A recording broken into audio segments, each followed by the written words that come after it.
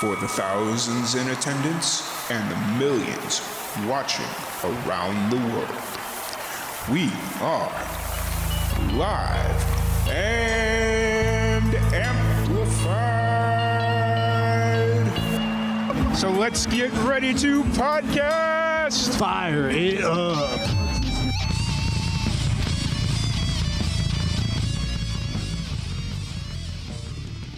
The guy at Walmart was following me around, like, because there's really nobody else in there, and he's like, "Okay, what else can I help you find?" And I'm like, all right, buddy, this is what I need. I need some ibuprofen because I got a kicking headache. Oh, I had a headache today as well, man.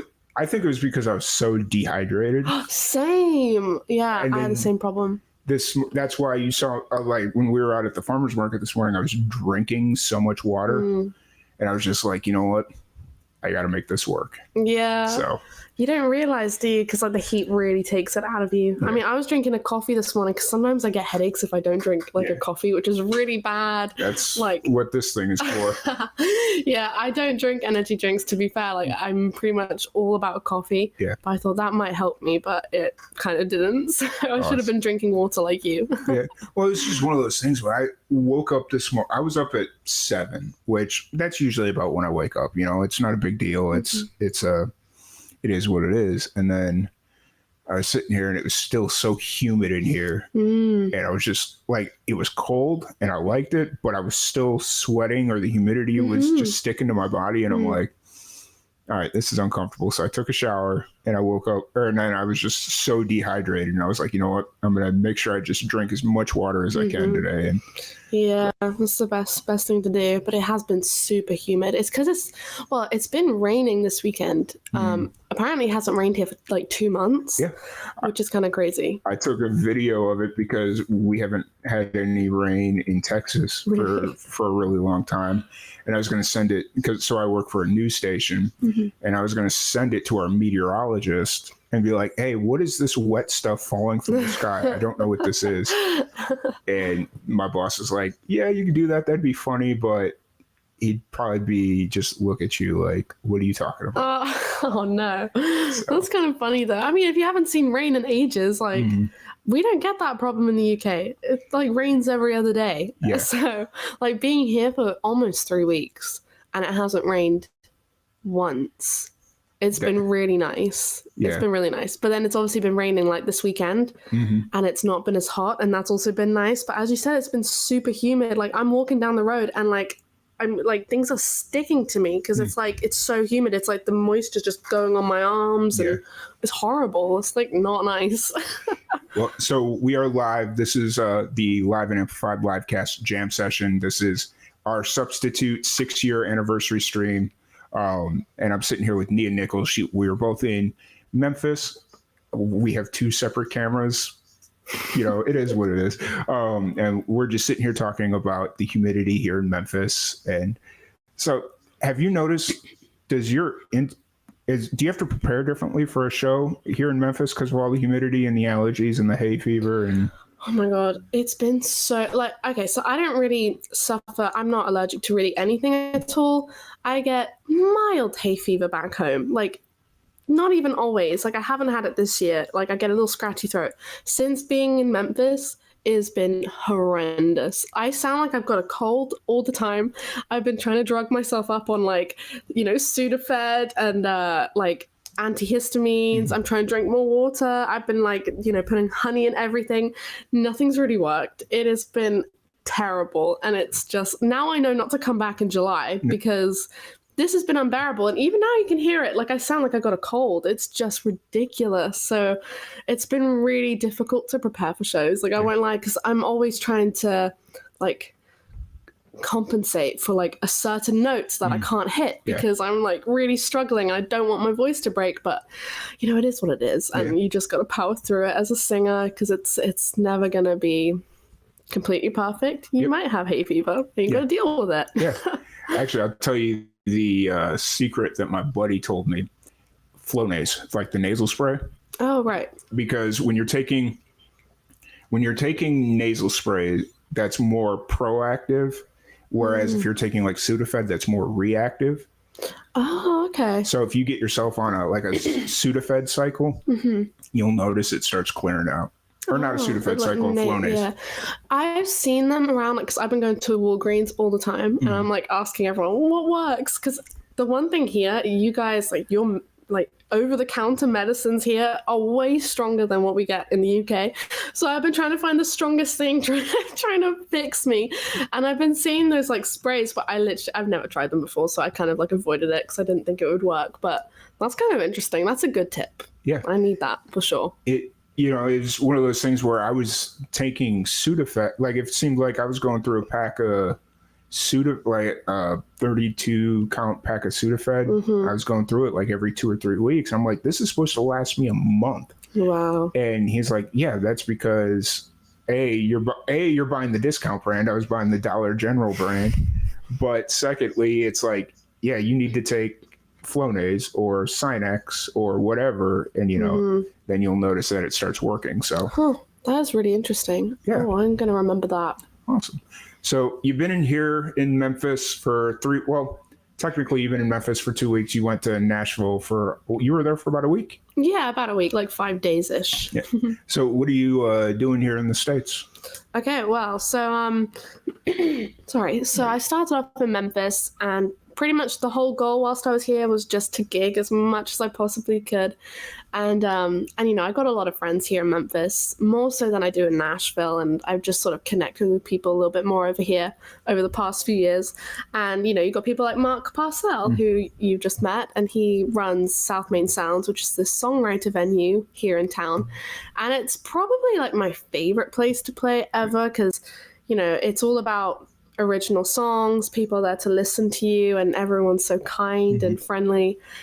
So coming to Memphis, that was my plan, just to gig as much as I could, play South Main Sounds. Nice. And then I wanted to go to Nashville because I'm really close to Nashville. Yeah. So I did a little bit of recording over there. I recorded a new single, which should be out in a few months. And then when I came back to Memphis, my friend, I don't know if you met Brad at South Main Sounds yesterday. He was doing the sound.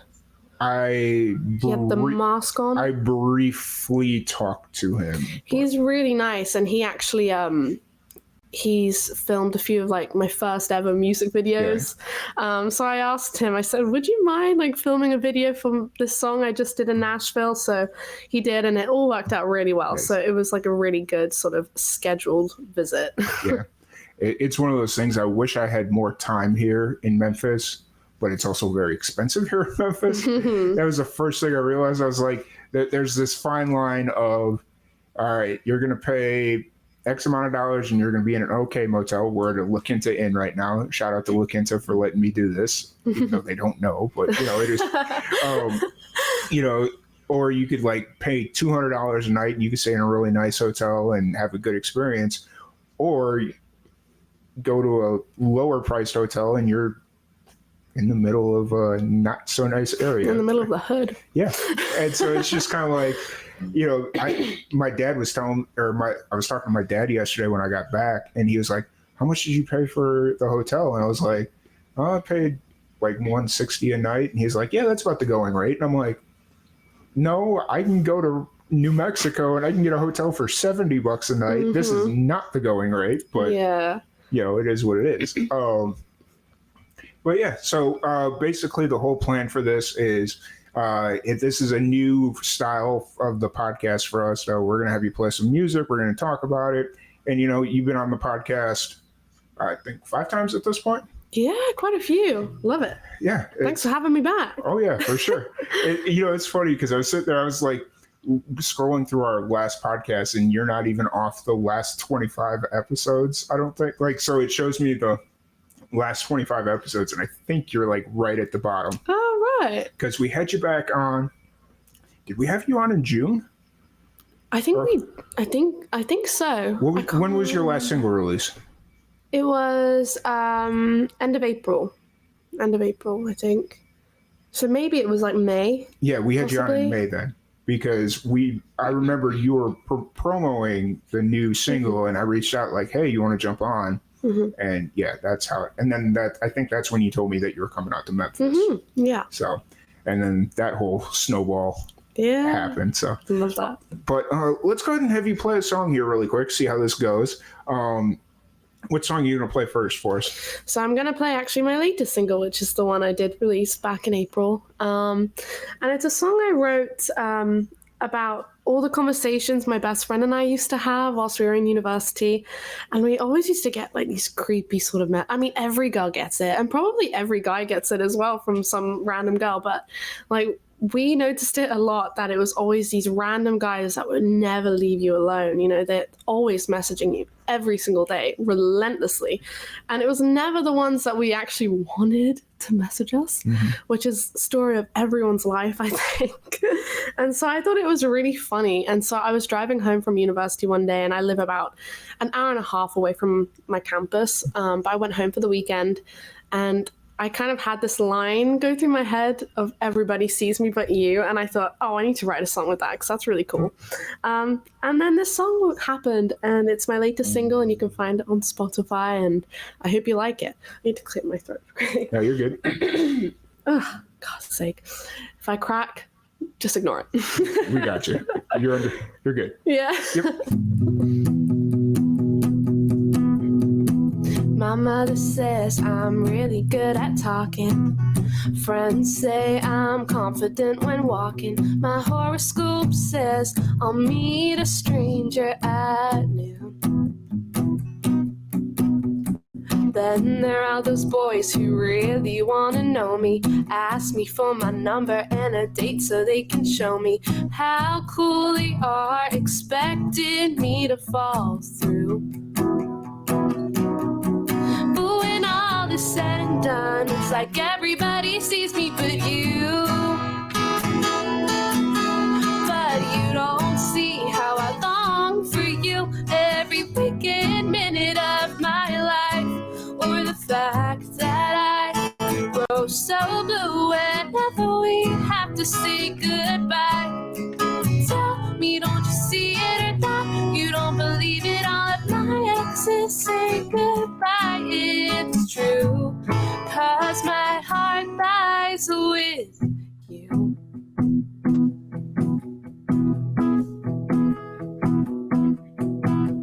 I got a lot of DMs sitting on my phone from all these boys who I don't even know. But when I reply, I pretend they're you in fantasy.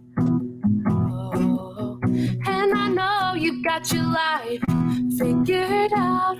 Once you leave college, you'll settle down with your high school sweetheart and start up your family. No, but when all is said and done, it's like nobody sees you but me.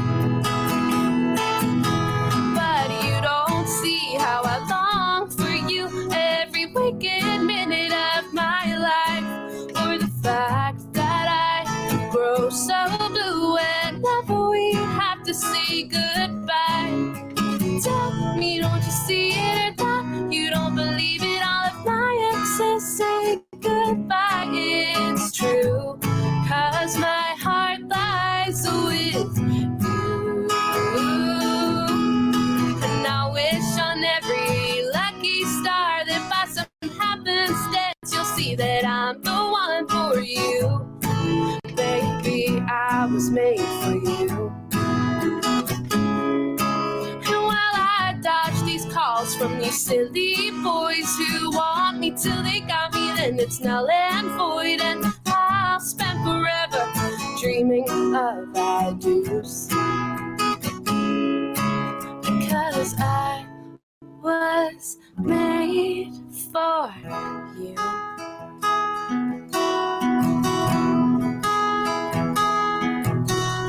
But you don't see how I long for you whenever you look into my eyes, or the fact that my heart grows so blue whenever you leave me. I cry. Tell me, don't you see it or not? You don't believe it, all of my exes say goodbye. It's true, no one could ever compare to you, 'cause my heart lies with you.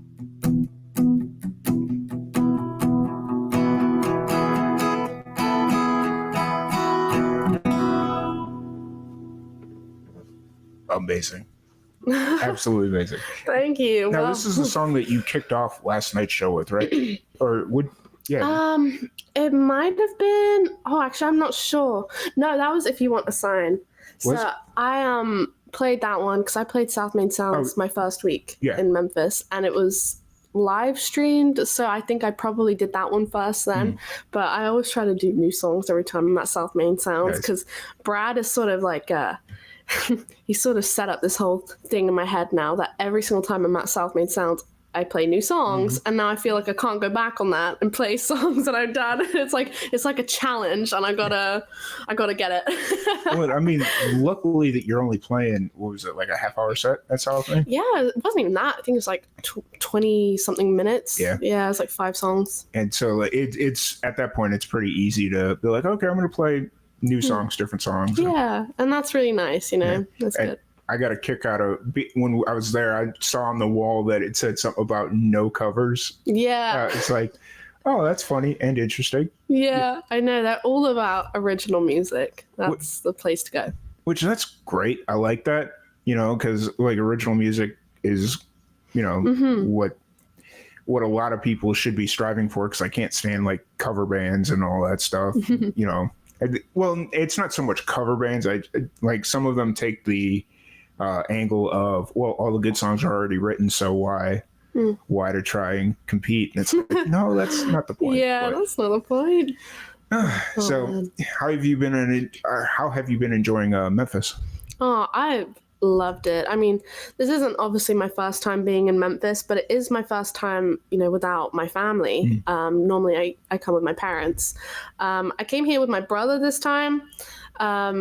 And that's been really, really fun. It's been really interesting. It's been a very different experience to how it normally is with my parents. But he loved it as well because he hasn't been in Memphis since he was 19, and he's like 27 now. And he loves the blues. And so when he was here, he was like mind blown about how good everyone was. Someone would just get up on stage and they do some like blues lick, and he just loved it. So it's been a lot of fun. It's been really great. Yeah, that's cool. I saw you posting photos, and for whatever reason, I thought your brother lived in the States or somewhere around here. And then you told me, no, he's from England, or he lives in England. Yeah. And I was just like, oh, okay. Yeah. Because when you told me that you were coming, that your family wasn't coming, I was like, I vaguely remember you saying, or every other time you come, the family comes with you. So. Yeah, so it's been a new experience, but it's been really nice, and it's something I've really wanted to do. Like, I absolutely love traveling with my family because my parents are my best friends, Yeah. And like, my dad, I need to give my dad a shout out because he messaged me the other day and he was like, you always mention your mum like on these podcasts, you never mention me. So Dad, I'm mentioning you. Yes. Number 1 fan. But yeah, so it's always so much fun when I come out with my parents anyway, and like they drive me around, they take me to all the gigs. But it's just something that you want to do. I'm 22 now and I haven't been traveling since before COVID. So I feel like I need to make up for all the time that I haven't been traveling because everyone I know is out doing their thing by themselves. And I'm like, I got to do it. I got to keep up. So it's been really fun. For sure. It's definitely been interesting because I'm kind of getting to that point where I don't think the trip to Blackpool is going to happen right now because passport issues and financing issues and all that fun stuff. That's annoying. But it's like I've never traveled abroad by myself. Oh, okay. And so it's like in my head, it's like, I'm not going to have a car, so how do I get around? And everybody keeps telling me like, oh, well, if you fly, because I'd have to fly into Manchester, I wouldn't fly into Heathrow. Right? Yeah. I'd have to fly into Manchester and then take a bus or a train up to Blackpool.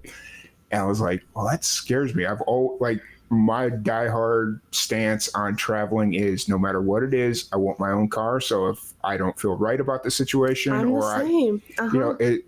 want my immediate way out of there. Like if something starts going south or, whatever it is, I know I've got a car, my car, whatever car, and I can leave. Yeah, I'm exactly the same with you on that. I mean, I haven't had a car since being here, but I did in Nashville. So I drove down to Nashville, which was an experience to say the least.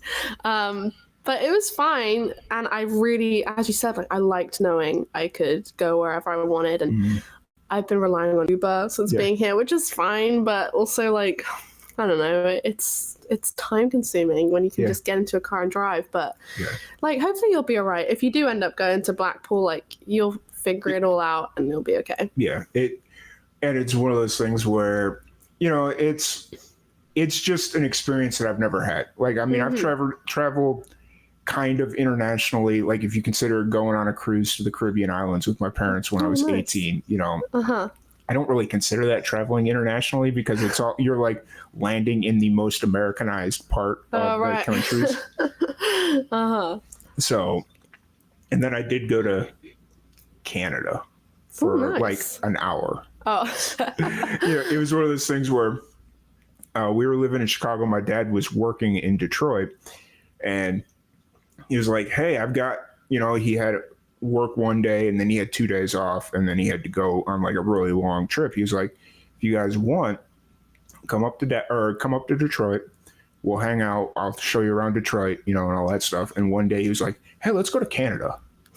I'm like, okay, I don't have a passport. And this was pre-2001. So we could go across with just a driver's license. It wasn't a big thing.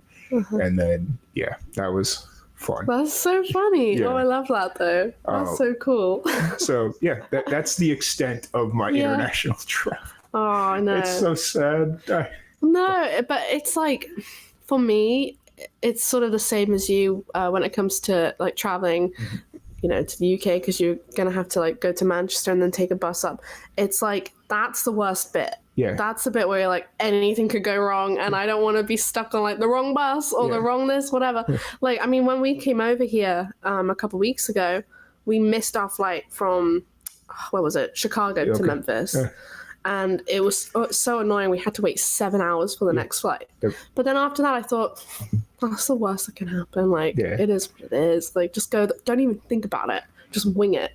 Well, I mean, it's one of those things where you're in Chicago. Chicago is not the worst place in the world, especially like where you were in probably O'Hare, right? Yeah. Especially where O'Hare is, it's really not the worst. Now, if you're out in where Midway is not the best airport, but it is. I've always had bad experiences though with O'Hare. Like I think we've missed pretty much any flight that we have missed. It's been in that airport, and I think they lost our luggage once. Oh man, like I don't have good memories of that airport. So I feel like from the get go, I'm always like miserable to be there.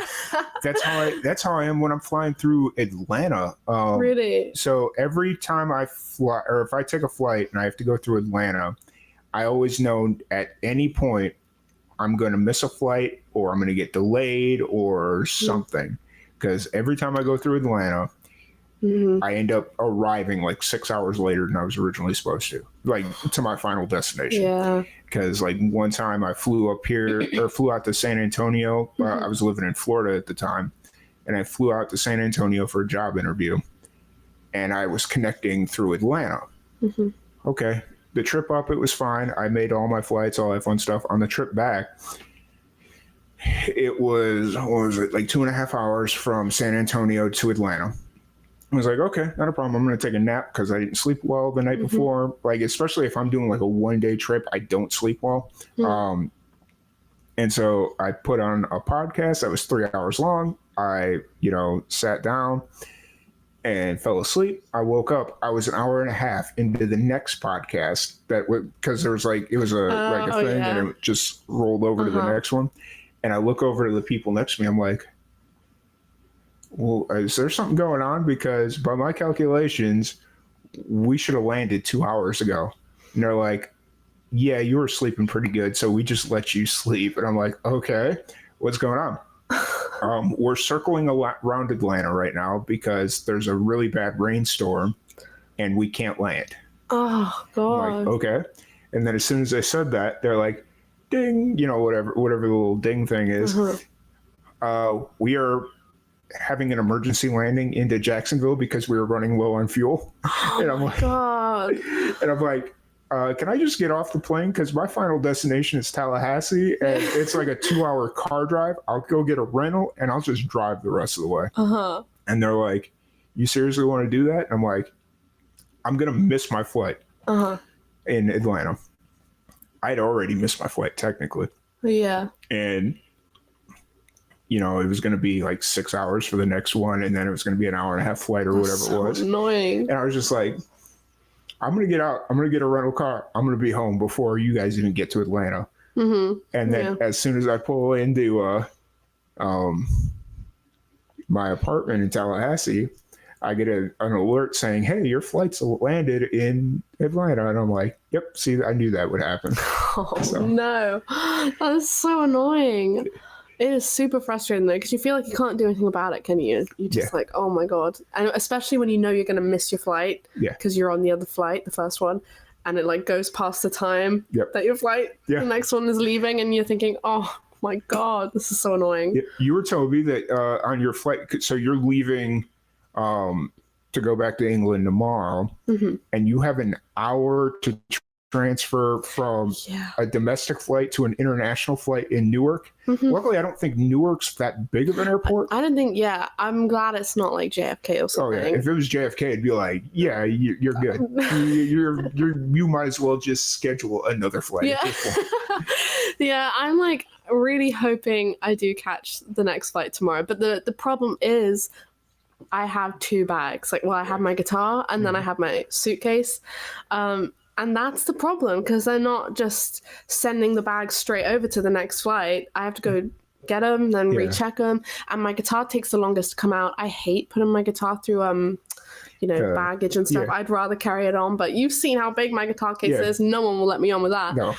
So I just have to, like, trust that they're not going to ruin my guitar and put it on the baggage thing. But that always takes the longest to come out because they put the fragile sticker on. Apparently someone's handled it, like they haven't put it on the conveyor belt or something.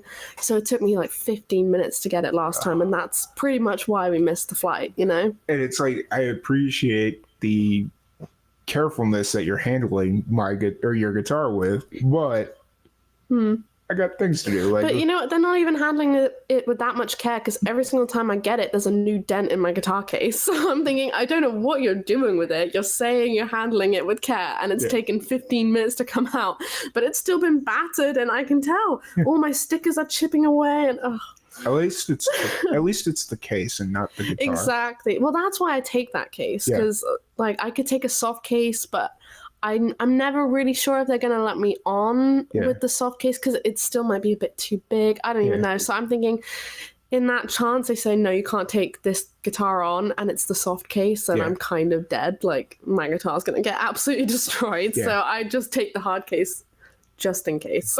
Completely understand that. That makes total sense. It is so annoying.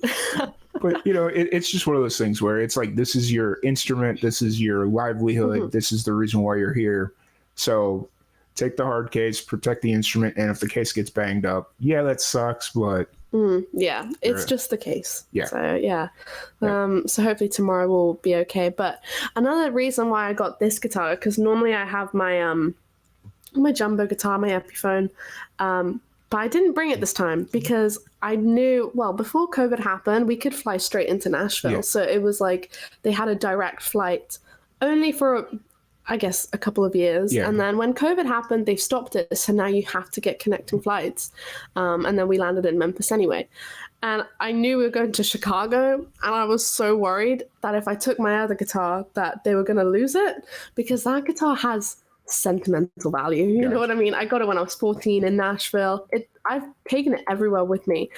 But I had this feeling, don't take it with you this time. So I took this one, and it's brand new. Like, I got it for my birthday in May. So I would never want anything to happen to it. But I just had a feeling of, don't take your most sentimental, valued one. Like, because I just feel Chicago are going to lose it. So but it's been nice, though, having a different guitar. This is lighter as well. It's not as big, and it's easier. So I like this, and I'm glad they haven't lost it.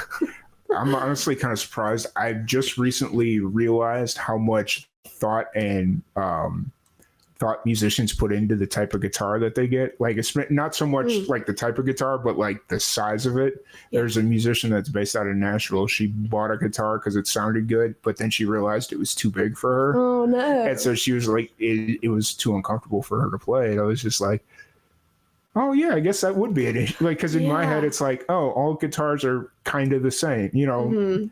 but no, they're not. So I used to think that as well because when I bought my Epiphone guitar, which is the jumbo guitar, I was 14 and I did not understand. Well, even now, I don't understand anything to do with guitars. All I know is if I like the color of it, then I'm good to go. Yeah. But I got this guitar and I didn't realize it was a jumbo one. yeah, So a few years later, people would always make comments about how big it was compared to me because I was 14, and like teeny. And I realized a few years ago when I got it was a Yamaha guitar like this, but it's blue, and it was so much smaller than my other guitar. And I thought, what?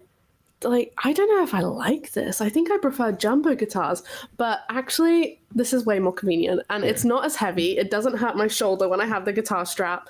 It's like so much better, but I'm so used to the big old guitars. That's all I've ever had. So I finally learned about that now, but I didn't even know either when I first started. yeah. It's just one of those things where if you're not thinking about it, it's like, oh Yeah. And until you're like in that situation where it's like, oh yeah, I guess that is a thing that I probably needed to worry Yeah. about. So you've been in today's technically your last day in Memphis.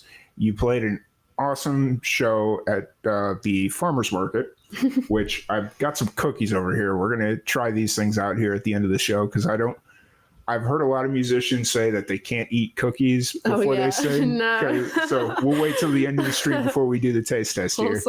Awesome. So I did notice that your set for the show today or over at the farmers market was way different. You were incorporating a lot of cover songs. Mm-hmm. Was there a thought going into that, or was it just I'm more background music for like, what was kind of the thought process going in as you were planning out your set? Yeah, for things like the farmers market, it's better to do more covers than originals because you are essentially just background music. So that's kind of why I decided to do more covers than originals. But I still like to put a few originals in, and it's always really nice when people, tip you whilst you're singing an original because you think, oh, I'm doing something right. But yeah, that's pretty much why I do it because it's pretty much background music and like people like the covers. Yeah, for sure. And it's just kind of funny because I've never been to the farmers market like this, and usually any farmers market there's like one setup and everybody just kind of rotates out. Like they bring a team in to use their setup, and and then everybody kind of swaps out. But this one was a little bit different. It looked like each artist had their own setup. Is that usually how that operates? Or I can't remember the last time I played a farmer's market and saw another artist there. I don't know if they tend to just have one musician for the farmer's market because last time when I played there, I played 2 hours. Yeah. And I didn't see any other artists come in after me. But I think Mark, he sort of got me in as like, oh, well, we have this hour spare. Like, why don't you just come on and play one more time before you leave? So I don't know if they tend to have more than one musician or just one. But I suppose so. Like, they probably would just bring their own equipment. Yeah. But obviously, because I'm from the UK, I didn't bring any of my equipment. Yeah. I got to use everyone else's. Hey, that's fine. That's not a huge issue. Yeah. Well, for some people. You're here in Memphis, and your setup's pretty strip back. You can strip back your setup, and I'm sure you like for bigger shows. Was it for the last single release that you did the full band show? Or I can't remember. Well, the last single I did like a live stream, I think. Okay. So that was all stripped back as well. Probably the last time I did a full show single release was right before COVID, which is crazy. It was so long ago. Didn't you just have weren't you practicing for a full band show? Oh, I did have a show. Yeah. It wasn't like a release or anything like that. But yeah, no, I had that show and that was good. Because I was like, I remember talking about it on the last podcast, unless my brain's just like fried. No. So I have been performing with the band and that's been really fun. And I've got a new band together now, so I'm working with them for the summer gigs, which is going to be good. Yeah, summer's almost over though, but I know. Well, it's kind of funny because I'm obviously here in July. That's pretty much when most festivals happen, but there's a few like big ones back home in August that I managed to get into. Nice. And so like these guys, they said they'd help me out with it, which was really fun. And so yeah, we're gonna rehearse. We've only got a few weeks once I get back to rehearse everything, but they're so good that they pick things up so fast. So it'll be good. That's awesome. Let's jump into another song here. What song are you thinking about right now? Well, I thought I'd do one that I played yesterday at South Main Sounds, which I'm never going to release, but I thought would be fun to play anyway. Oh, is this the Fairweather Feminist? No, not that one. Okay. Well, maybe I could do that one. But this one's called Blue. Oh, okay. I thought I'd do it just because, I'm kind of thinking about not straining my voice right now. Gotcha. It's so annoying. I feel like I'm being really precious about it. Yeah. But because I hate doing that. Like I just want to get on with it and not think about it. But oh my god, it's been really bad. It's probably because I was at the farmer's market. Yeah. But I thought I'd do this song. I'm never going to release it, never really going to put it out, I don't think. I say that, you never know. But it's one that I enjoy playing, and I played it for the first time yesterday at South Main Sounds, so I thought I'd play it again, and hopefully everyone likes it. Awesome. Cool. Here we go. Blue.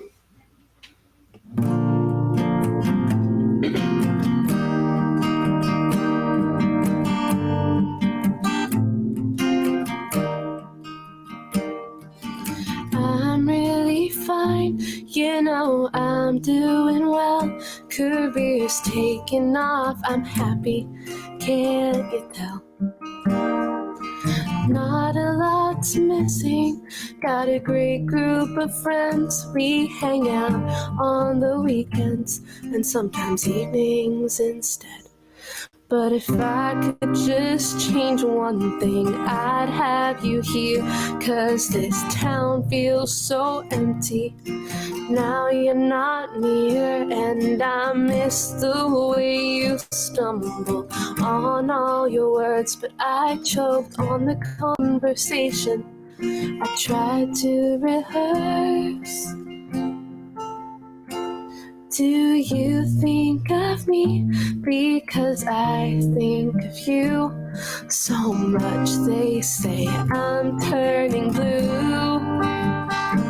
So much they say I'm turning blue.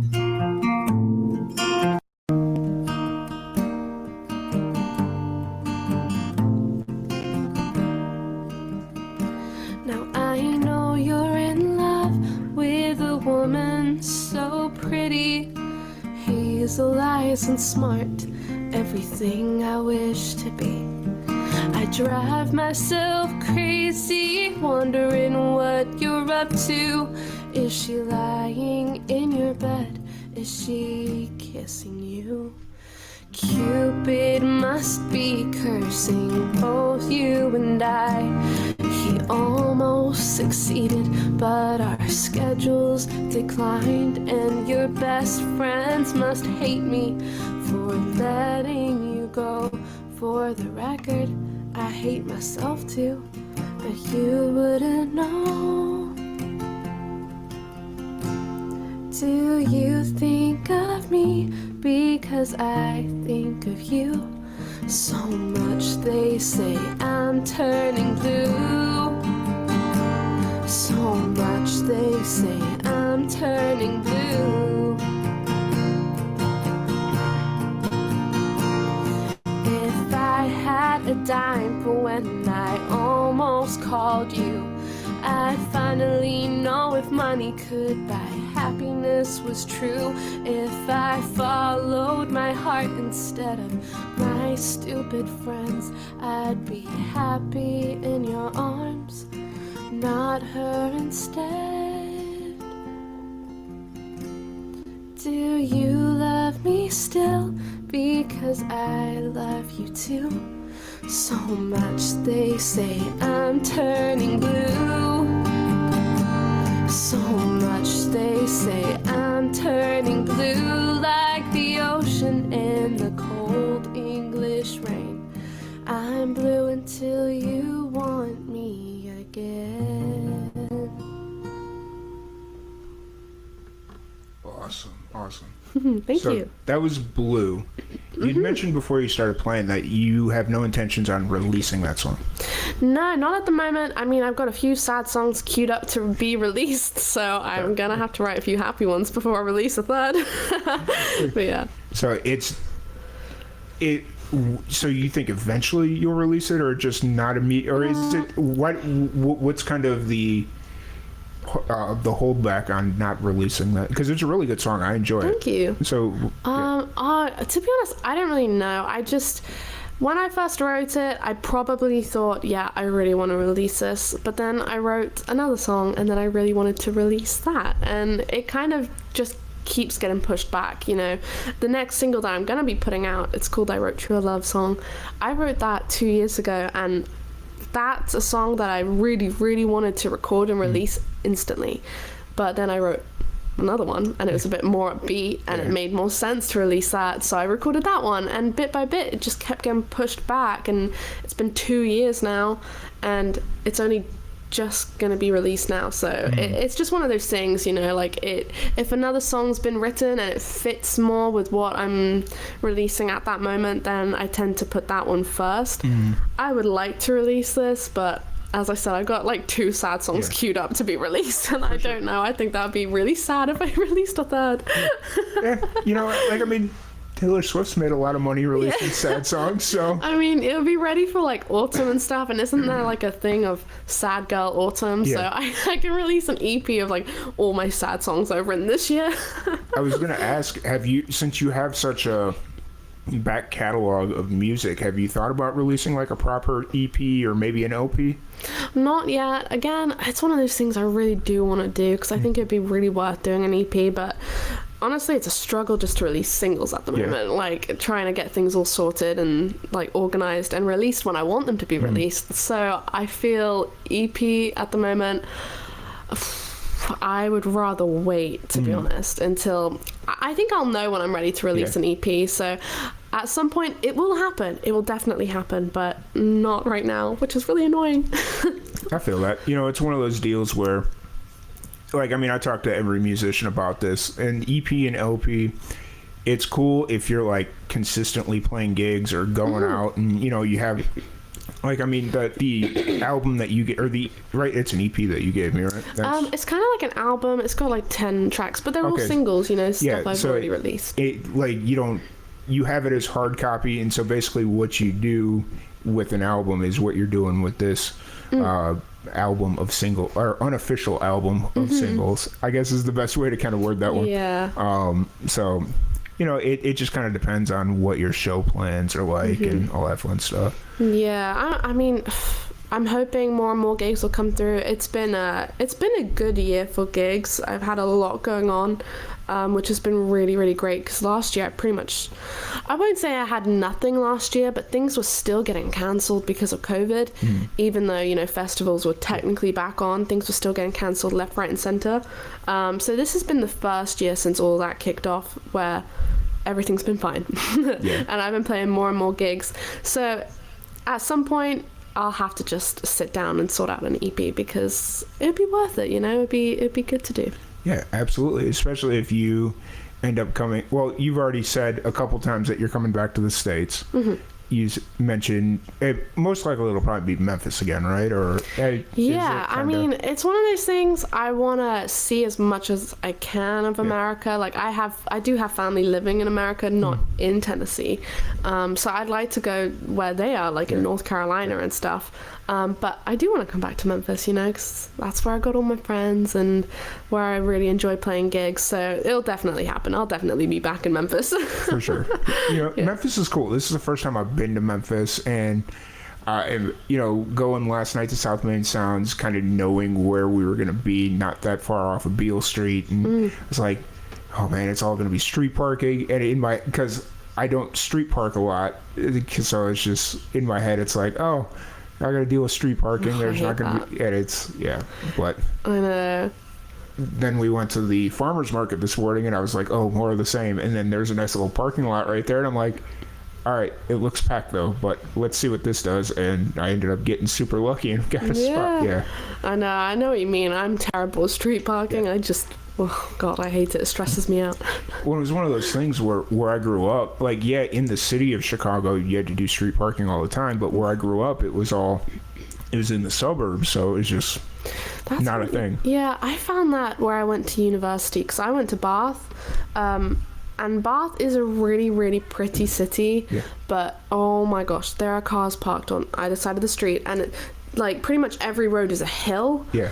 And you know, when you're trying to parallel park on a hill, that is like the most stressful thing ever, and I would avoid it as much as I could. And when we had to look at student houses, me and my friends, in our third year, we looked at one house and we were like, there's no driveway, we're not living there. So we had to go look for another house that had an actual like driveway, because none of us wanted to parallel park. Like only one of our friends could, and the rest of us were like, nope, not happening. Well, nowadays in these newer cars, it's super easy to, or it's not super easy, it's easier to parallel park. Yeah. But you know, you brought up the situation in college where you were specifically looking for a place with a driveway, and I, thinking back on it, it's like, man, we should have probably been that way in college, but for air conditioning. So when I went, my first year when I went to school, I lived in the student dorms, and so that was fine. You know, air conditioning, you know, all that fun stuff. It was super convenient. And then I did an internship, and then a couple of buddies that I had made, they're like, hey, we're getting a house. Do you want to stay with it? Do you want one of the rooms? Because it was a duplex that we were renting the whole house, and they had 6 bedrooms. And it was like, yeah, I'll take one of the bedrooms. They're like, cool. And, you know, in the back of my head, I didn't even think to ask, hey, do we have air conditioning at this thing? Oh my god. And so it was me and one of the roommates, we pull in, and we're unloading our stuff, and I'm like, I don't see any air conditioning unit, and my dad's like running around the house trying to find an air conditioning unit, and I'm in the house like looking for a control panel, and I was like, yeah, I don't think we have air conditioning. He's like, you guys didn't ask?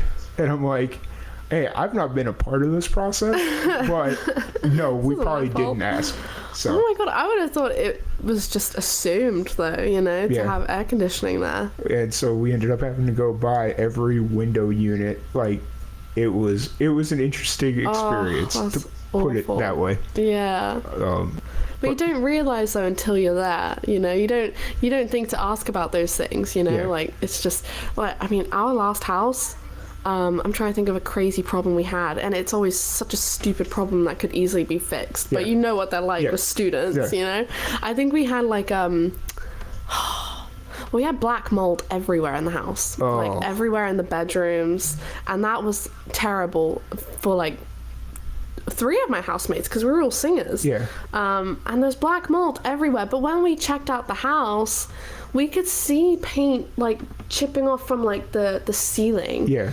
And we should have kind of put it together of like, maybe there's some dampness there, because like that's not normal. But you don't think about it at the time. You just think, oh, this is just a cruddy little student house, and it was awful. And every single time we tried to complain, they blamed us for it, saying we weren't ventilating enough. But it's like, it's a bedroom with our windows open all the time. Like, how could we ventilate it anymore? But we've learned our lesson from that. For sure. And that's bad, because like black mold will kill you. There was a situation when I was in a freshman in college. I worked for a bowling alley. I was a janitor, and we had a one of the other guys that worked with us was pulling out boxes in the back of the bowling alley, and there was just black mold covered in all the boxes. And the manager was like, yo, you gotta go to the hospital right now. Go get tested, make sure you don't have a respiratory issue, you know, go get your blood test and all that stuff. And I was just like, yeah, that stuff will kill you. So. Yeah, it was really gross, because it started off in the bathroom, which was kind of makes sense, because like the vent wasn't working in the bathroom, but it literally spread. And we tried to get into the attic. We were like, there must be something in the attic, but it was locked and we weren't allowed to go up and look. So we asked like the landlord or whoever it was, like the housing agency, can you look at it? Can you look in the attic? Because there is definitely something going on up there. But they lied all the time about everything. So they said everything was in perfect condition there. And we're thinking, okay, but it's literally there were water droplets coming down from my ceiling and it would like hit me on the head. It's like, obviously this isn't perfect. They just, oh man, it was, oh, I can't. They stressed me out and made me so angry for that year because they get away with it. Yeah. Well, but we've learned. At least you're out of school now. You don't have to worry about that. Thank God. Right?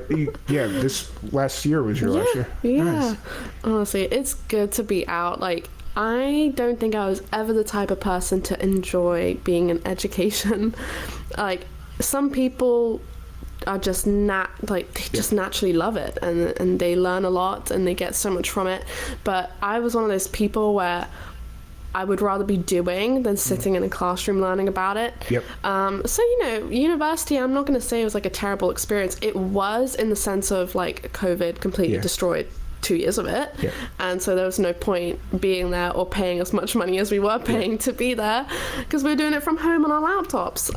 So apart from that, I would say like, I made some really good friends and like I see my friends kind of regularly, even though we live far away from each other. So it was an experience and I've learned about life. And I think that's something my parents always wanted me to learn. It wasn't about, getting the degree or learning anything else, with music or whatever. It was more about getting your life experiences, dealing with really cruddy landlords, dealing with really annoying people that you have to, like work with in bands or in duos, whatever. And I definitely got that and I definitely learned something. But I'm really happy to be out. It's been an adjustment year for sure, because I've been working part-time and also doing my music, so it's been interesting, but it is a relief to be out. Like I'm happy to be out. For sure. I've been out of school now for 10 years.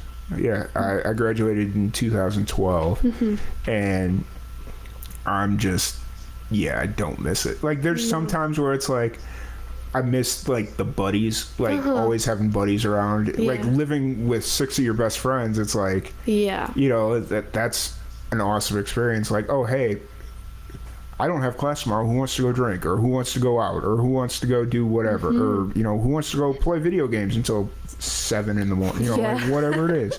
It's like, let's do it. And now it's just kind of like, I gotta work. I'm sorry.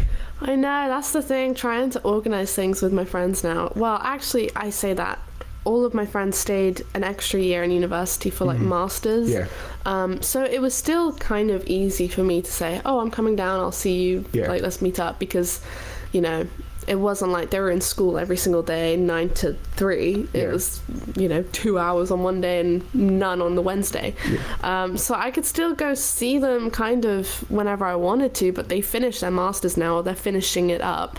I'm thinking, how are we ever gonna see each other now? Like, it's gonna be really difficult. But I don't know, I'm one of those people that can just get on with it by myself. Like, I've got my mum. My mum is my best friend. And so we're always hanging out together and we always go and do things together, because my dad, he works away as well. So she's like, we're just buddies. We just go out and do everything together. So I'm fine anyway, but I know what you mean about missing hanging out with your friends. To speak about your mom, though, I've never met your mother, but she is awesome, first off, because the first interaction I had with her was the whole, what's the difference between England, Great Britain, and the UK? And she sent me a child's map. We talked about this on the last podcast. She sent me a child's map like you'd get in first grade or kindergarten, breaking down the difference between the UK, England, and Great Britain. And I will never forget that. That is the best thing anybody has ever done. Well, she is a teacher, technically. Yeah. She used to be a teacher. So she's still got that teaching knack. Yeah. If you ask a question, she'll be there like a shot, and she'll answer it for you. And then I think your dad has messaged a few times on, like, any of our live streams, I think. So, yeah, your parents are unofficially... no, they're not my parents. That's weird. you know, I know what you mean, though. Yeah. it was just kind of funny. When I was sitting there, I was trying to figure out the difference between Great Britain and the UK. Well, I still don't even know. She didn't send me that child's map, so... Do you know now? Yes. Oh. Yes. So, like, England's a standalone country. The UK is everything but Northern Ireland, and then... Or no. Maybe Southern Ireland? A part of Ireland's not a part of it. So Northern Ireland is part of UK. Okay. Yeah. DC Brown, I'm sure. No, you're in here. He'll. Oh yeah. If you can help us out here, we're. Yeah. We're struggling. Geography. We're struggling a little bit over here. Well, I never failed like U.S. geography. Like I was always really good at that. But like anything outside the U.S., it's like. Stupid American. I feel like that's the good fail-safe. Oh my god. You know, I was in an Uber the other day and they were like, where are you from? And I said UK. And they went, North Carolina? I was like, close, I suppose. No, not North Carolina. At least they didn't say like the University of Kentucky or something. Oh man, you know, we had one lady once. I wasn't there. I think it was my brother that spoke to her. And she was like, where are you from? I love your accent. And he was like, oh, I'm from London. Because it's easier to say London than specify where. And she went, oh, is that by England? And we're like, oh my gosh, it's the capital of England. Yeah. Bless you. Yeah. So naive. It's like, oh, I love it. Yeah.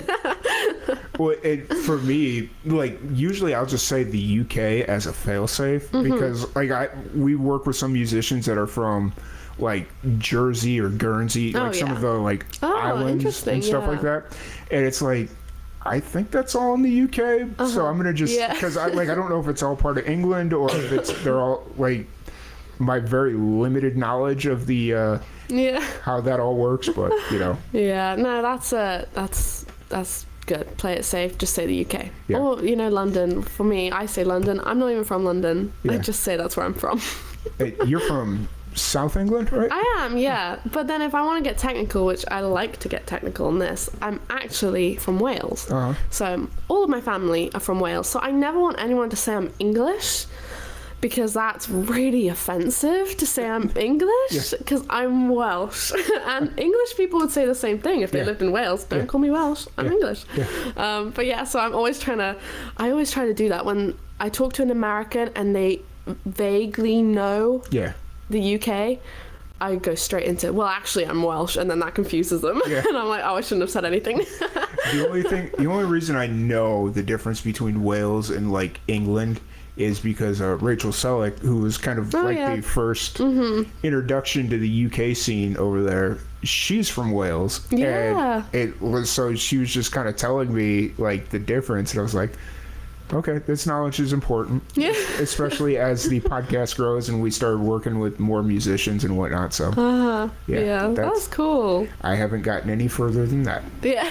So. Don't ask me. I can't help. Well, even if I think I know the answer to something, I'm too scared to say it in case I get it wrong. Yeah. I just keep my mouth shut.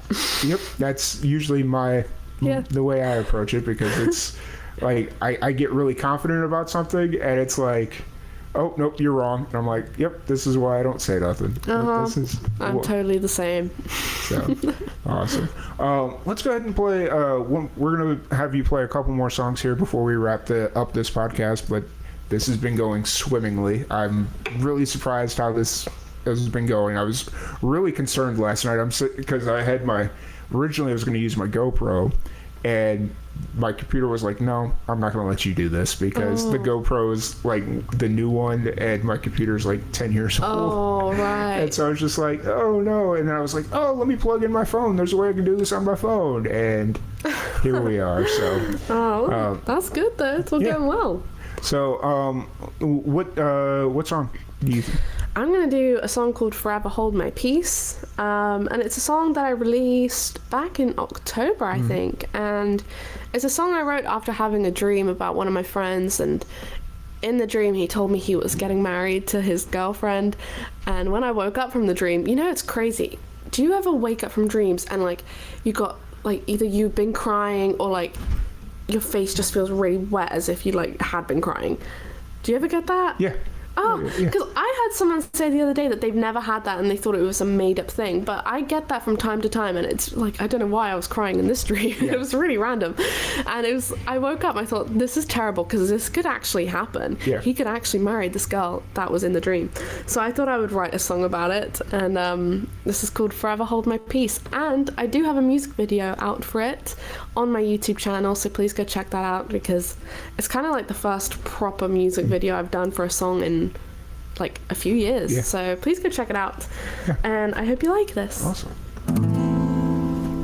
Can you look me in the eye and tell me that she's the love of your life? She's a cool girl, I'll give you that one. All of her attitude is awful. She's got the face of a model, and I guess you could say I see the appeal. And you're a sweet guy, but that's an understatement. You've got a smile, it's amazing to make me laugh when it's raining. And I guess you could say you're the real deal. And I know you two are thinking of forever. You've got the matching rings, but can I tell you, boy, you can do better.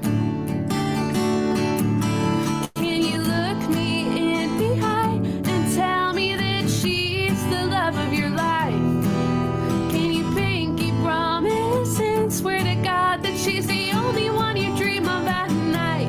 And if so, if God forbid, she's the answer to your prayers and fountain pennies, then I will forever hold my peace. I will forever hold my peace.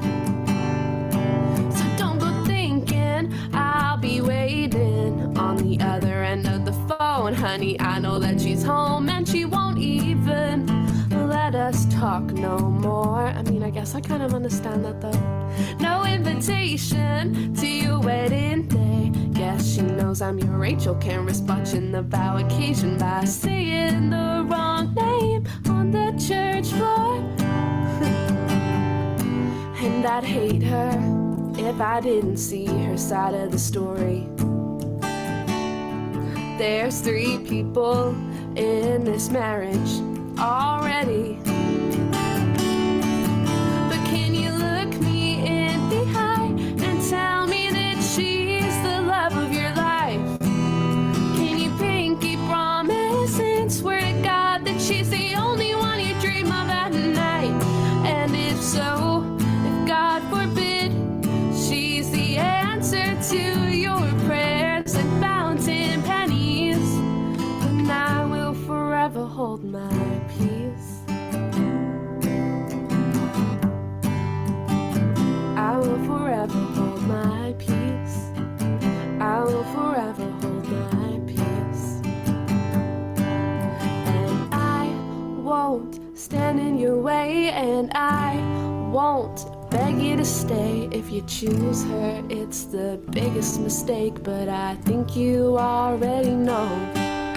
It should be me there, wearing that white dress. Guess we've had all our chances, and someday you will regret this, and me, I'll try to move on. But one more thing before I leave, I have to know one thing.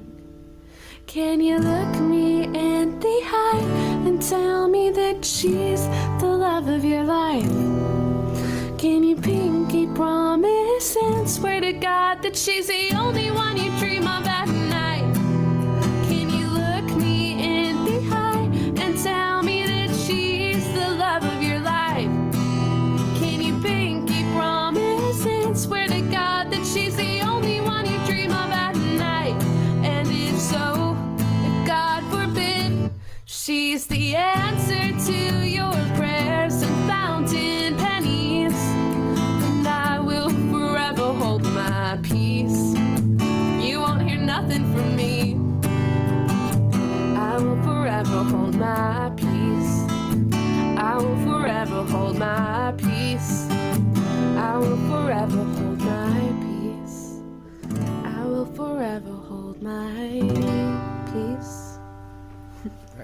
Awesome. Oh, thank you. This is one of the songs that it's one of my guilty pleasure songs because like I don't think I was your target demographic for this song. Oh, I love that. That's so funny. But that's what I mean by like guilty pleasure song, because like I remember, I think I'd messaged you. There was one day I was driving from the store, I think, and I was driving back to my apartment, and that song just hit as I was coming up over the hill, and I was just hitting the gas and flying through like the little part of town that I live in, and the song just came on, and it all made sense to me, and I was like, oh wow, okay. And then so like I said, I don't think I'm your target demographic for that song. Oh, everyone is the target demographic for that. You know, I'll take it all. That's great. I love it. And then you'd mentioned that this was like your first proper music video, and I remember this was part of the Patreon thing that you did last summer, right? Yeah, it was. It actually all worked out super well because I didn't expect to raise how much I wanted to. I think it was like originally £400 or something. And we raised more than that, which was really great. And we raised more than that very early on in the project, which I was not expecting. And so what I ended up doing was I did the music video, and then with the remaining like money, I did the photo shoot for it. And so, you know, like check out the photo shoot as well, because that's probably one of my favorite shoots I've ever done, and I hate getting my photo taken. I hate photo shoots. They make me so uncomfortable, but it was so much fun because I got my friend Alex, he used to be in my band as well. I said, can you be in the video? He was in the video, but I asked him to be in the photo and dress up in a suit. And I said, do you know anyone that could play the bride? And he had just started dating his now girlfriend, but at the time they were just dating. And he was like, yeah, I got this girl I'm seeing, Charmaine, like, you know, she's totally up for it. And I was like, no way that she's up for this. She's never met me. And the first time we're meeting, I'm putting her in my mum's wedding dress. And she's walking down the aisle with my dad as well. Because we had this whole photo shoot of my dad walking her down the aisle, those two at the aisle, me interrupting. We also had my local vicar involved. He was there like in the background, and it was such a funny photo shoot, and it turned out so great. So thank you so much to everyone who signed up to my Patreon, because could not have done that without you guys at all, and it was so much fun. I just remember, so okay, before we get to that, what is a vicar? I don't know what that is. Oh my gosh, what would you call it here? Like a preacher, maybe? Oh, okay, gotcha. Yeah, he runs our church, and it was probably the first time I'd ever met him. My mum and I went over to his house, and we knocked on the door, and we're like, hi, my name's Nia, I'm a singer, and I was wondering if I can use the church for a photo shoot. And he was like, oh, sure, yeah, great, nice to meet you. And then I said, do you want to be in it? And he's like, oh my god, yeah, I'm so up for that. And so yeah, he joined in, and he was super chill about it, super cool about it. Nice. So yeah, thank you so much to Simon as well for letting me do that. Nice. Learned something today. Yeah, I didn't know that you did not have vicar as a word here. That's kind of interesting. No, it's a reverend, priest, or father. Something like that. I don't know what the equivalent would be, but I have no idea. If anybody in the chat can help settle this one, please chime in. We really appreciate it. So we talked about the Patreon thing that you'd launched a Patreon. Was it beginning of the springtime, I think, right? Because it was right before I went down to Florida last year while my mom was sick. You know, I was dealing with all that. And then I just remember I had just gotten like the first, so I was a Patreon for that. I helped support that. That was really cool. It was one of those things where it's like, you know what, let's do it. And I thought I was just getting one care pack or like one package. And then I come back because I was like, you know what, I'm going to be coming back like every few weeks, and you know, it won't be a big deal. So I didn't forward any of my mail, and I ended up staying there for 3 months straight. And I came back, and I had like 4 packages from you sitting in my mailbox. I was like, what is going on? I had 4 packages from you, and then I had a whole, like, so basically they had dedicated an entire parcel bin to me because I told my post office what was going on. So like, hey, if my mail just starts piling up, you have my permission to just kind of put it somewhere, but whatever. And so they just put it in a parcel bin, and I went and got it, and I was just like, what are all these things from the UK coming in? And I'm like, oh, I did do that, didn't I? That's so funny. Didn't you say you were gonna like sign up to other people's Patreons with lyric sheets or something, and you said you were gonna put a wall? So I'm still working on that. What I'm trying to accomplish is getting more lyric sheets from musicians, and so in that way, because what I really want to do is I've kind of committed to redoing the background for the podcast, and I want to make like wallpaper out of lyric sheets. That's really cool. And then just put our logo over the top of it, so it'd be like a wallpaper with all lyric sheets, and then you put our logo in like cut out metal. Or actually, the other thing I was thinking about was like a kick drum, and just replacing the head and putting our logo, that'd be cool. Printing our logo on a drum head and just putting it in there. And yeah, that would be really cool. That would look really nice. Except every time I tell a drummer what I want to do, they're like, no, I'm not selling you my kick drum so you can cut it in half. Are you serious? And I'm like, I just need a kick drum that doesn't work, or it's broken, or I know. That happened with Amber. Amber Ray Dunn. Yeah. She, for people who don't know, she's a singer-songwriter here in Memphis, and she's awesome. And she was talking to me the other day saying she's been looking for a beaten-up piano for a music video she's doing. And she said specifically she wanted a beaten-up piano because she's going to be putting the piano in different locations, so she doesn't want to have a really fancy piano that works and sounds really nice, because it's going to be like sort of thrown around a little bit.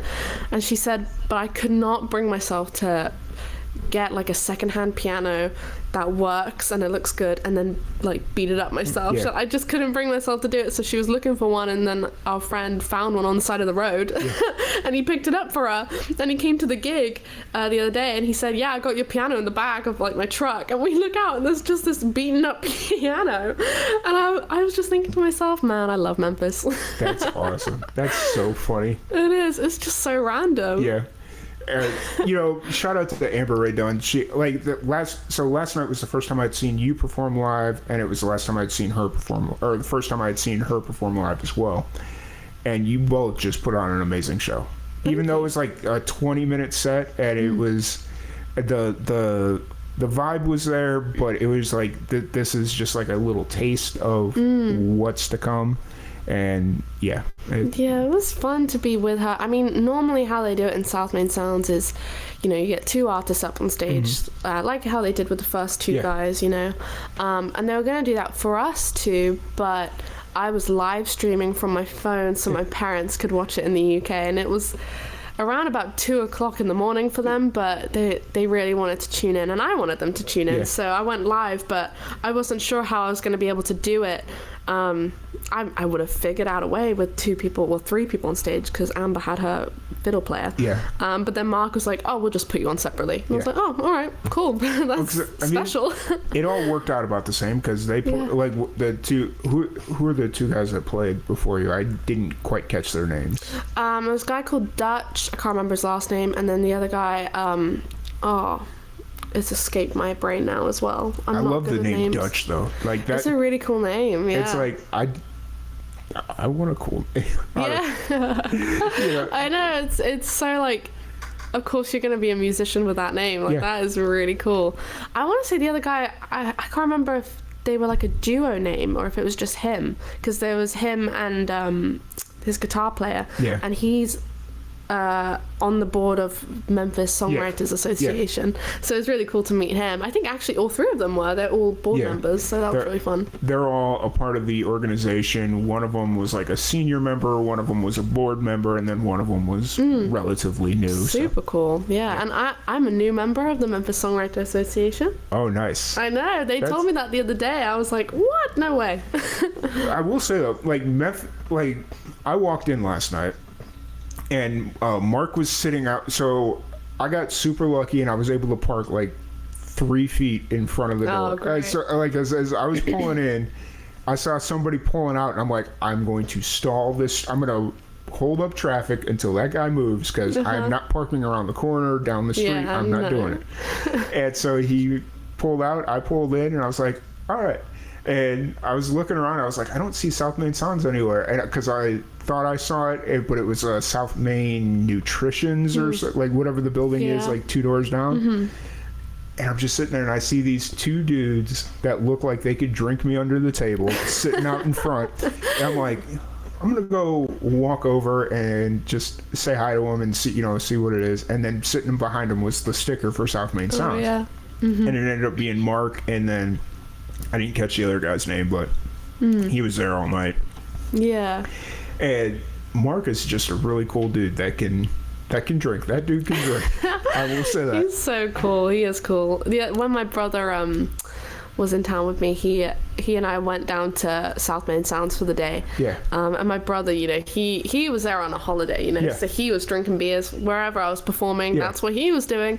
And it was so funny, like, watching him do that. And everyone really got on with him. And it's a shame we couldn't meet Danny Day, because he's the photographer at South Main Sounds, but I think he's away at the moment. And he's so nice, so lovely. And you would have got on with him really great as well. And so when we were in South Main Sounds a couple of weeks ago, they weren't playing a gig or anything. We just sort of wandered over to say hi.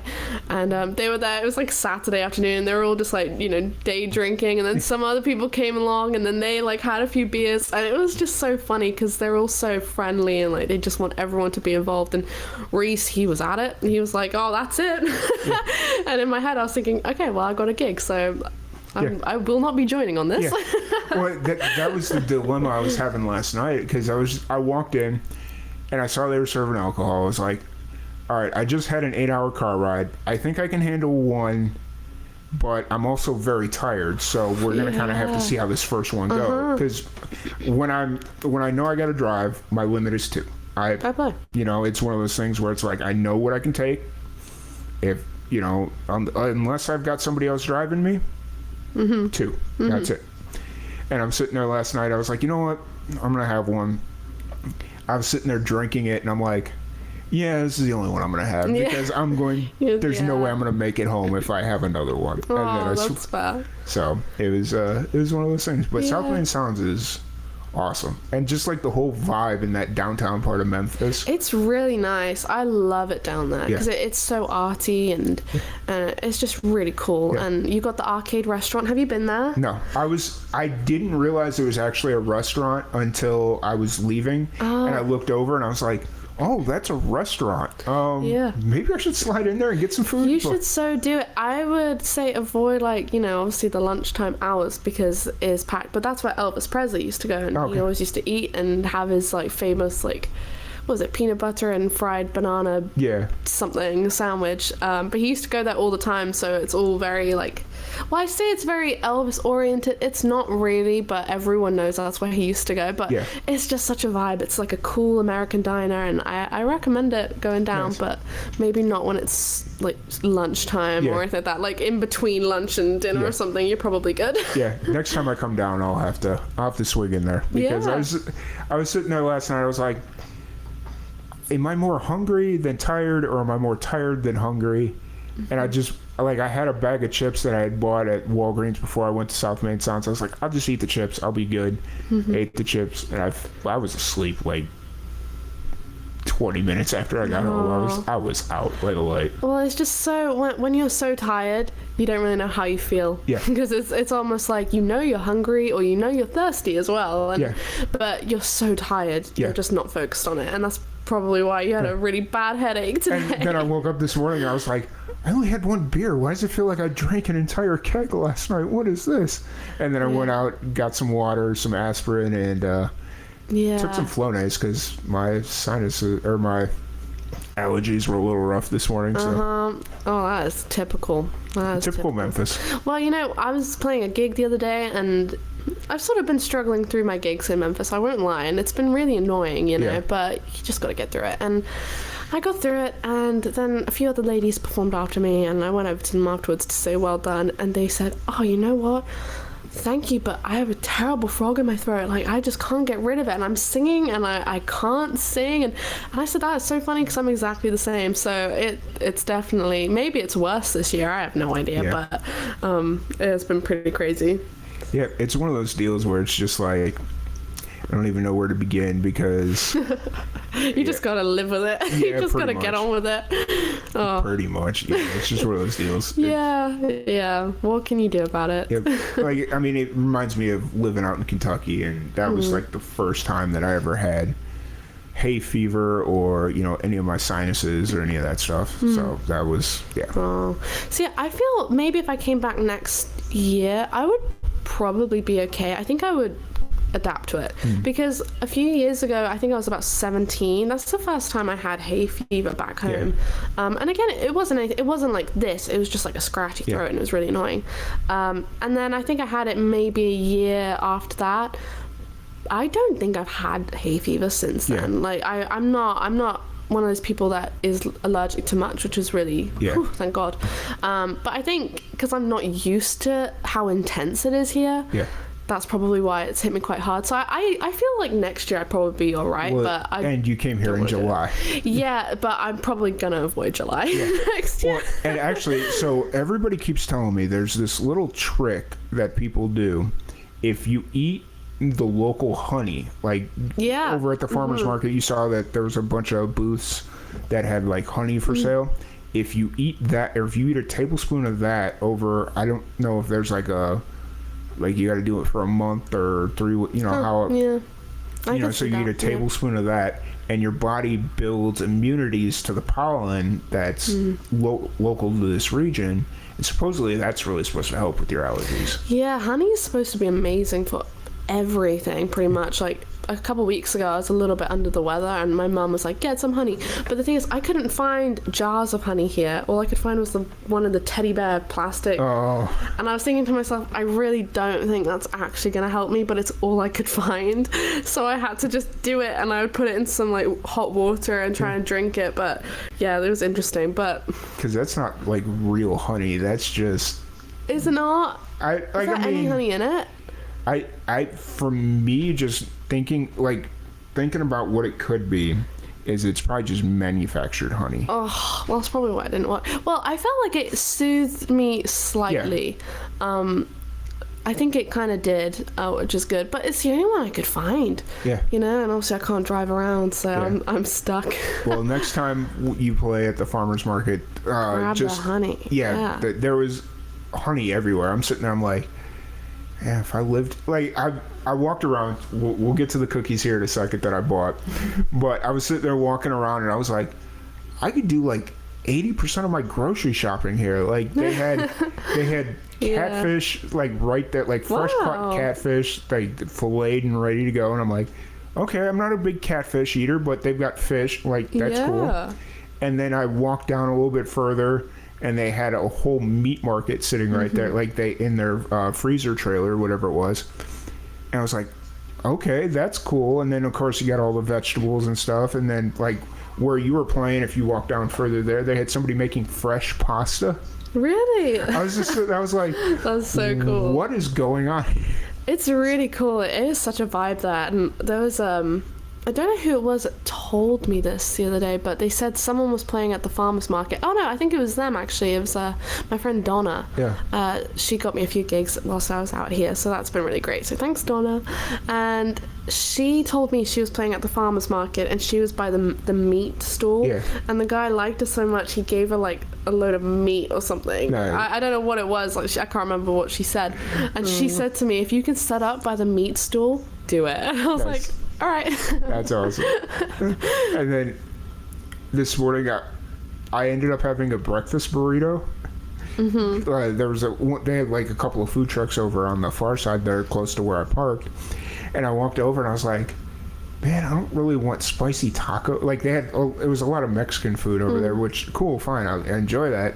But I'm sitting there, I'm looking at it, and I'm like, man, I don't really want tacos because usually there's like a spice to that, and I haven't eaten anything all day. And if the first thing I eat is tacos, that's not usually a good look. And then I saw at the bottom of the list they had like a breakfast burrito, and I'm like, Oh, okay. And I was talking to the lady about it, and she's like, yeah, that's farm fresh eggs, like handmade tortillas, farm, like recently slaughtered pigs for the bacon. And I'm just sitting there, I'm like, all right. And so I take a bite and I look, because I've never had farm fresh eggs. So all the eggs that I've ever eaten are come through the store or whatever, and they're yellow. These eggs were orange, and I was like, ooh, what is this? Like, it was interesting. It was a good burrito? Yeah, it was good. Oh, it was good. Yeah. Could have used a little bit more bacon, but you know, that's just me. What can you do? Yeah. That's just me. I love that. Let's play one more song before we wrap this up. Okay, right. What song are you thinking? I think I'm gonna do Cali Beaches. Okay. I was gonna do the one that I'm gonna be releasing soon, but I played it a lot recently, and I feel like I need to keep a little bit of suspense going, which is so annoying because the song should have been out by now. But so this is a song I wrote a couple years ago. Actually, the same day I wrote the new single, I Wrote You a Love Song, and it's kind of funny because both of these songs are about heartbreak, but one is like, obviously more pining, and the other one's more, okay, I've chosen my career over love or whatever. And I always compare Cali Beaches to a Hallmark movie, but the opposite of a Hallmark movie, because in those movies it's always the girl, she gives up her career for love, blah blah blah. In this song, the girl gives up love for her career, and she's wondering if it was the right thing to do. So if you like it, you can find it on Spotify as well, and I hope you like this. Awesome. Here we go. Oh, I need to dedicate it to my Uncle Jew and Andrew, my godfather, because they really like this song.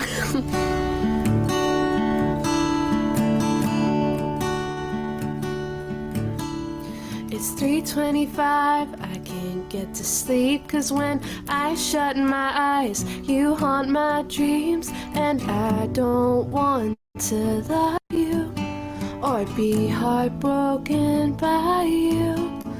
I post on the internet in hopes you'll see how well I am doing since the day that you left me, but we both see past it, 'cause we always used to laugh about it.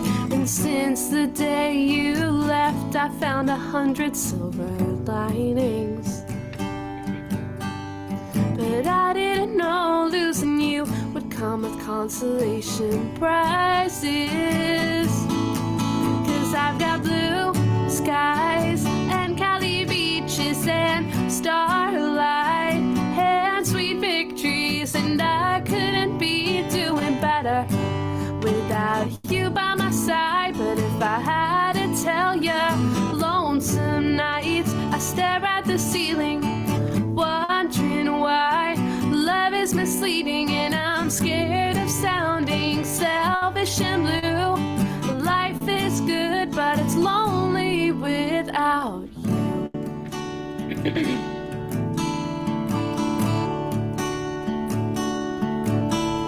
Behind closed doors, there's a whole other story. I keep quiet with my pride and my glory, and I don't wanna give too much away, but I suppose there ain't too much to say. Flashing of photographs, holding back tears.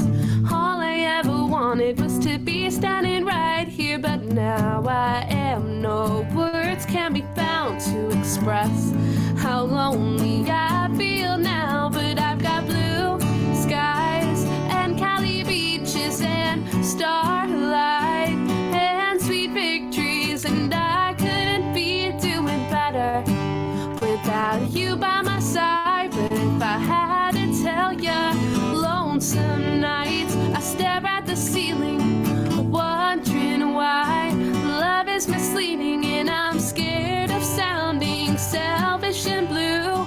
Life is good, but it's lonely without you holding my hand and being my friend and telling me how happy you are for me. Life won't be complete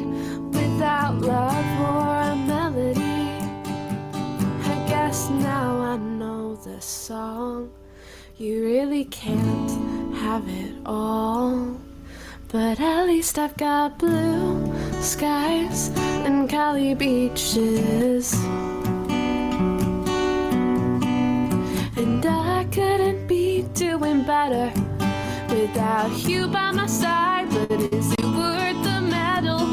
Lonesome nights, I stare at the ceiling, wondering why love is misleading. And I'm scared of sounding selfish and blue. Life is great, but it's lonely without you.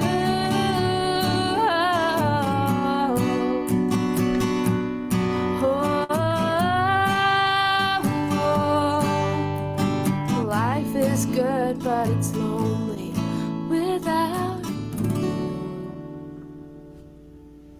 Awesome. And that was Cali Beaches. Cali Beaches.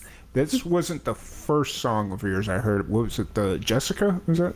It might have been Jessica, yeah. Yeah, I think that was the first. Did that come out about 2 years ago? Yeah, 2020. Okay, and then the next one was Cali Beaches, and then I think we just started having you on the podcast at random points in time after that. Yeah. Love that. I was sitting there, I was just like, wait, because I had to go back and look before I came out here. I was like, how many times have we officially had her on the podcast? Because we had you on the first time back in 2020, and then we had you on New Year's Day, and then you came on in November for the pain can fundraiser for my mom, and then you came on again in January. We systematically made it to where January 1st. Yeah. You're the podcast. Oh, I love that. Yeah, So- I think it's been because then I think also when I released my song "Close to You," I think I came on then as well. So I think this is probably like 6th time, possibly. Yeah, this would be the 6th time. So. Oh right. Yeah. Oh wow, that's So, crazy. That's so cool. It's just one of those things where it's like, as I've been doing the podcast more and more, you see like the regulars that are come in and come on. So that's really cool. I enjoy that. Cool. So, so Cali Beaches, that's also a really good song. I don't know what I was going to say, but it's been out for a little bit. Did you have an intention of doing a music video for that one, or was it? I actually had a little homemade video that I Okay. made for it, and it was sort of made up of all the clips of me whilst I was in California. So Okay. you can check that out on my YouTube channel as well, and give that a like and subscribe to my YouTube channel, because in fairness, I don't actually post a whole lot on my YouTube. But if you subscribe, then you'll know when I do. Yeah, for sure. And then you've got the new single coming out here soon. Yeah, very soon. That's all we can comfortably That's say. all I even know. Yeah. What's the name of the song? It's called "I Wrote You a Love Song." Okay. And I have a feeling the title is pretty self-explanatory, but what's the story behind the song? Okay, well, it's quite funny because when I first wrote it, I remember playing it to my parents, and we all sort of agreed, and this has happened a few times with songs that I've written and played to them. They say that song can never leave this room because the person is either going to know it's about them or it's just really sad. And they said that about Jessica, they said that about If You Want a Sign and Forever Hold My Peace, and yet I end up releasing all of those songs because I think why not. And this is one of those songs that they said that to as well, but since I've been in Memphis, I think it's quite fun to tell the story of it because it's been like 2-3 years maybe since I wrote it, and I wrote it about a Memphis boy, and I thought since I'm in Memphis, it'd just be really fun to release it whilst I'm here.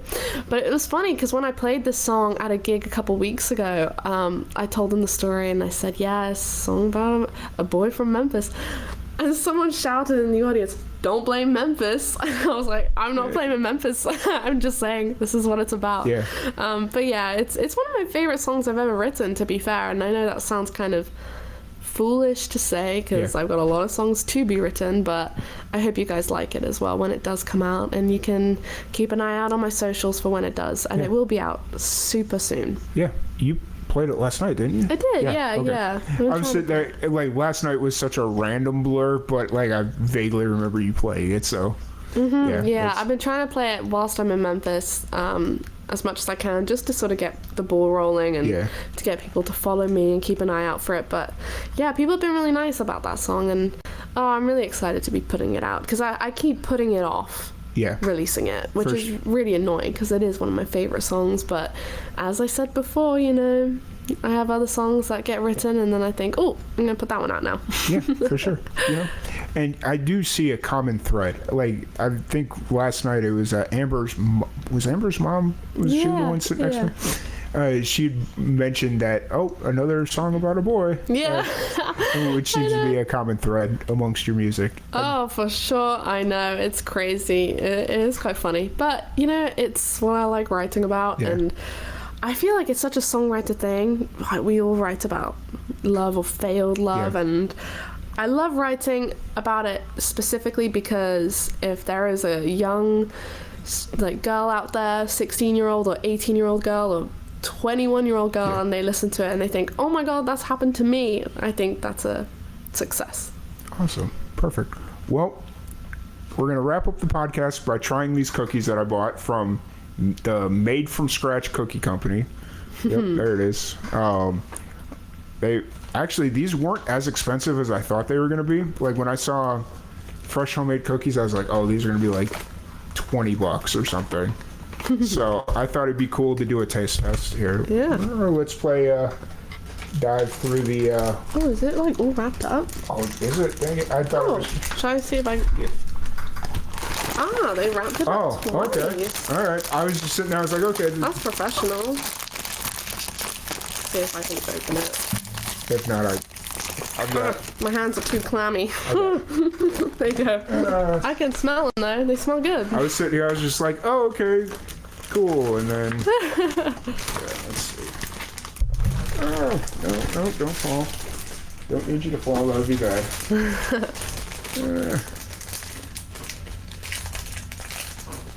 We can get these things up. Yep, there we go. Ah, great. There we go. But I guess, you know, being out at a farmer's market, you know, you need to double wrap these things. There you go. All right, thank you. Oh, I got it. Oh, cute, nice. I thought for sure they were going to be soft and sticking together, but they didn't sit in my car that long, so. All right, oh, come on. Wait. There we go. They look nice. They're so cute. Nice homemade cookies. So for all the cookie aficionados there, you know, I thought it would be worth a shot. So let's go ahead and try these things out. Yeah, there's a good sort of chocolate chip ratio there. That's good.